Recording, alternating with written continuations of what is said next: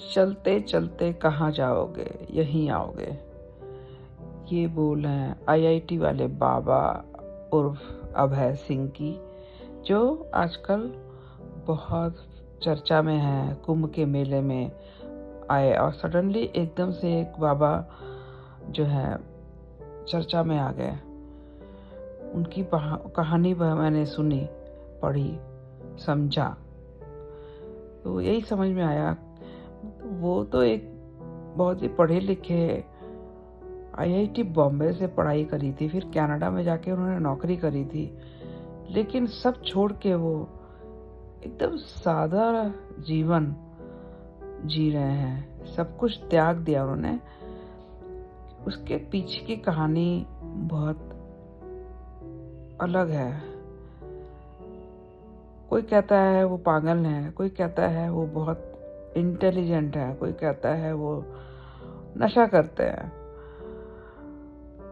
पर मेरे नजरिए में मुझे उनसे थोड़ा हमदर्दी तो होती है, क्योंकि उनका जो पुराना पारिवारिक माहौल था, एटमॉस्फेयर था, बैकग्राउंड था, बचपन का ट्रॉमा जो उन्होंने देखा है, वो आज तक उस ट्रॉमा की वजह से भाग रहे हैं, लाइफ से भाग रहे हैं अपने, और सारी जिम्मेदारियों से भागकर वो ऐसी जिंदगी बिता रहे हैं जो जहाँ पे उनको सुकून मिलता है, शांति मिलती है। क्योंकि उनके परिवार में उनके जो फादर थे और जो उनकी माँ थी, उनके बीच जो रिलेशन थे वो अच्छे नहीं थे। तो मैं समझ सकती हूँ, जब माँ बाप के बीच में झगड़ा होता है, लड़ाई होती है, तो उसका सफ़र बच्चे कितना करते हैं, क्योंकि वो बच्चे बहुत कोमल होते हैं, वो कुछ बता नहीं सकते, बोल नहीं सकते। तो माँ बाप को समझते हैं कि वो आपस के झगड़े कर रहे हैं, उससे बच्चे को क्या फर्क पड़ेगा। उनके झगड़े तो आपस में जो करते हैं वो बाद में सॉल्व कर लेते हैं, लेकिन बच्चे के मन में जो छाप पड़ती है ना, तो वो बच्चा जिंदगी भर उसको भुला नहीं पाता। और हर किसी का मेंटल लेवल एक तरह का नहीं होता है। कोई बच्चे समय के साथ भूल जाते हैं और कुछ नहीं भूल पाते हैं। तो आईआईटी बाबा जो है, अभय सिंह जो है, जब भी उनकी माँ की बात करो तो वो एकदम उदास हो जाते हैं, उनके आँख से आंसू आते हैं। वो बचपन के जो माँ बाप के बीच में झगड़े हुए हैं उनको भूलने की कोशिश कर रहे हैं, भाग रहे हैं, लेकिन कहीं ना कहीं वो नहीं भूल पा रहे हैं उनको। तो मुझे समझ में यही आता है कि माता पिता जो भी है, जब बच्चे को जन्म देते हैं तो बच्चे को जन्म दे तो उसका ध्यान भी रखे ना।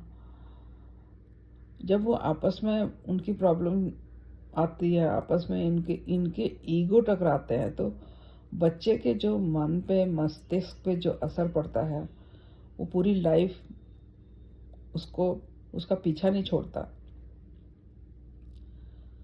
और दूसरी बात, जो बच्चों से एक्सपेक्टेशन वाली बात है, वो तो चलो मैं मानती हूँ कि मैं भारत देश में मीडियम क्लास लोगों के बीच में होता ही है कि चलो अगर बच्चा पढ़ लिख के नहीं निकलेगा तो फिर आगे सरवाइव नहीं कर पाएगा।